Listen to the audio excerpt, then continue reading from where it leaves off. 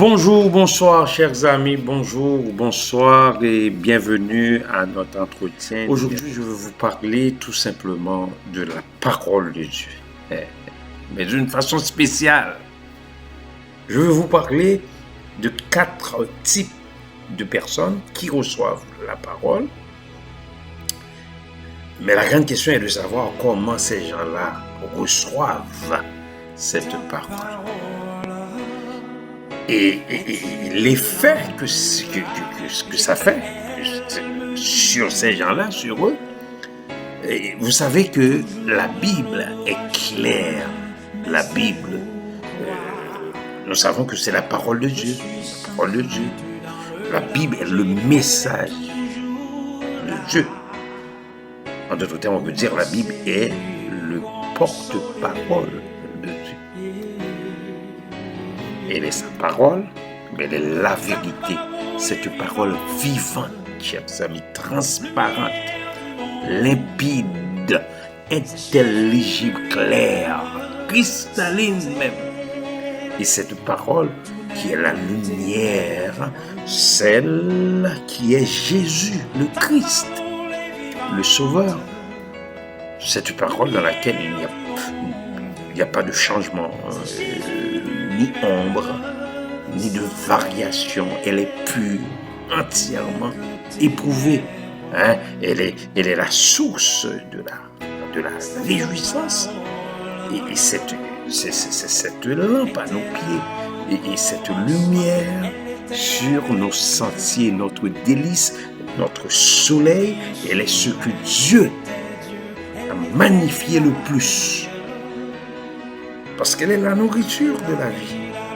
Elle est le lait de la croissance, utile pour la doctrine, et utile même pour la réprimande, pour la correction et l'instruction dans la justice.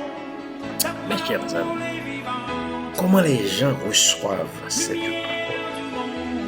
Quel est l'effet de cette parole en eux?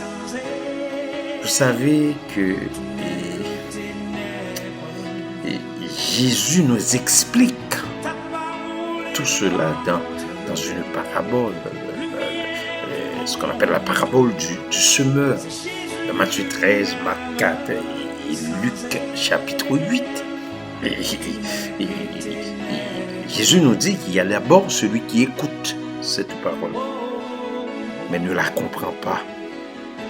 Il écoute, mais ne la saisit pas.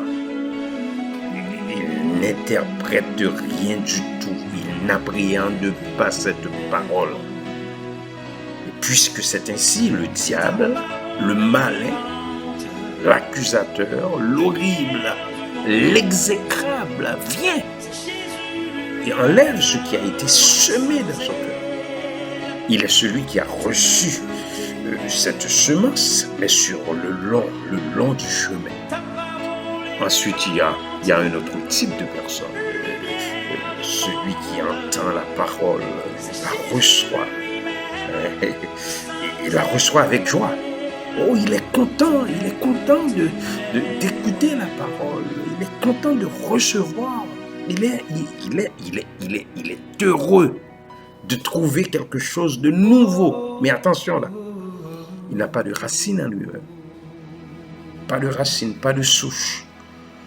Il manque de persistance, de persévérance, de constance.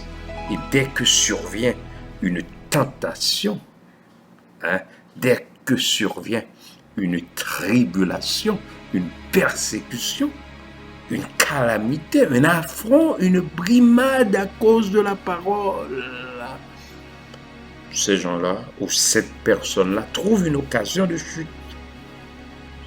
C'est évidemment celui qui a reçu la semence, mais dans les endroits pierreux. L'autre catégorie ou l'autre type est celui qui entend la parole, mais en qui les soucis, les plaisirs, les agréments du siècle, la séduction des richesses étouffent cette parole.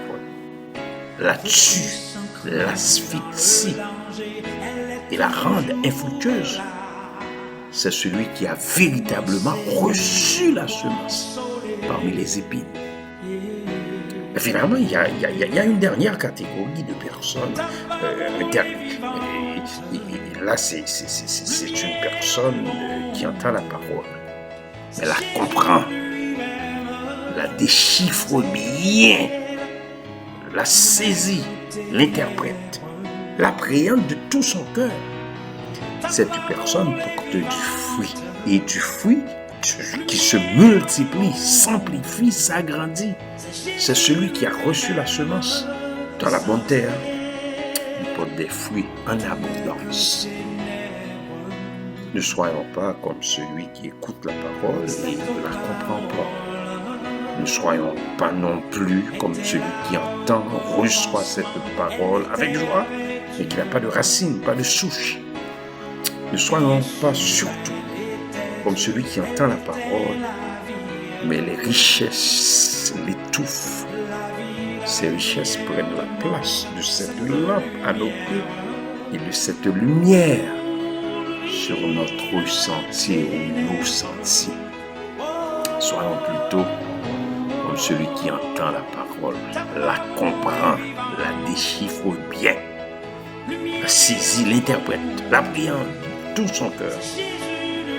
Car cette parole, chers amis, renferme tout le conseil de Dieu, le conseil divin, et renouvelle notre espoir et la porte du réconfort. Clébert Jean-Charles vous a parlé. Au revoir et à bientôt.